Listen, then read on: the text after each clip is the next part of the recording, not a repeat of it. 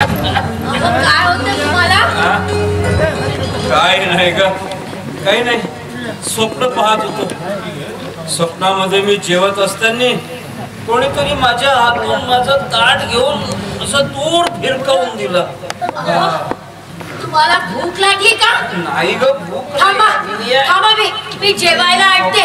जेवण जेवण हो जेवण आहे. अरे बाबा, भूक नाही. हे लक्ष्मी, लक्ष्मी ऐकता, या आई बाईला माझ्या जेवणाशिवाय दुसरं काही सुचत नाही. बरोबर आहे बाबा, तुम्ही जेवणार नाही तुम्हाला झोप कशी लागली आणि झोपणारच नाही तुम्ही बरे कशी व्हाल बरं?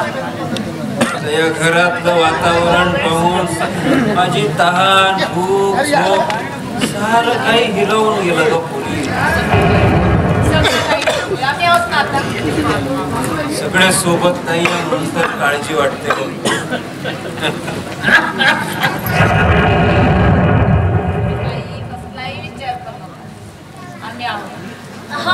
जेवण बाबा, नाही नाही नाही, तुझा नवरा येईल आणि तुला मारेल. आम्हाला पण लागले मारेल. नाही नाही, मी देते नवरा जेवढा महत्वाचा तेवढे सासू सासरे पण महत्वाचे. नाही नाही, तू नको नको सेवा करण्याची माझ्या मदत पडेल. नको नको जेवण नाही मी तरी बाहेर. अरे माझ्या जेवणावरून कशाला भांडतं एकमेकाशी? हा, तुम्हाला वाटतंय का? तर तुम्ही जेवून घे, तू जेवून घे. वाटतं तू जेवून घे. तू जेवली का बाई? जेवलीस मग काय? बरं जाऊ. स्वयंपाक व्हायचा आहे, स्वयंपाकच व्हायचा आहे की घरामध्ये स्वयंपाकाची सामग्रीच नाही आहे? नाही बाबा, तसं काय नाही. कळते बरं पोरी, कळते मला, सारं काही कळत. हे लक्ष्मी, हे ताट सुनबाईला दे. हे ताट दे सुनबाईला.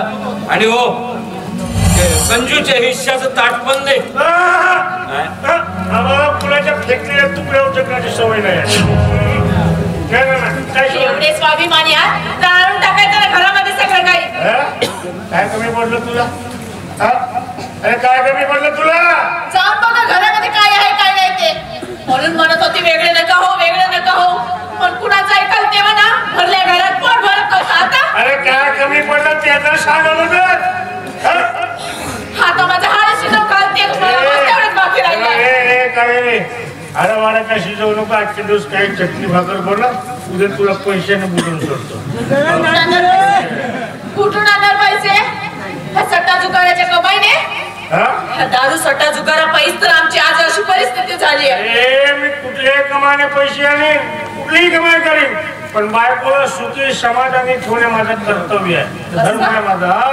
ठीक आहे, मी पण उद्यापासून कमायला जाते आणि हजाराने पैसा आणते. कारण नवऱ्याला सुखी समाधानी ठेवणे हा बायकोचा कर्तव्य किंवा धर्म आहे.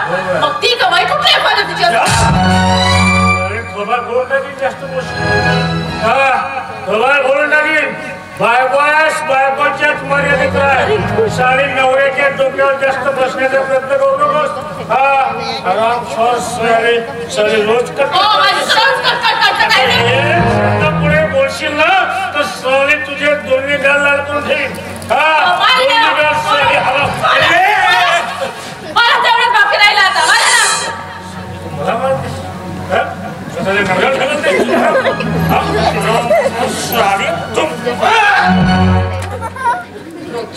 रोजची कटकट आहे तर लग्न कशाला केलं का? माझं जीवन बरबाद करायला राहिले पाहिजे होते एकटे कुवारे. म्हणजे कोणाची कटकट नाही, कोणाची भानगड नाही. जेव्हा तेव्हा रोज 10 रुपये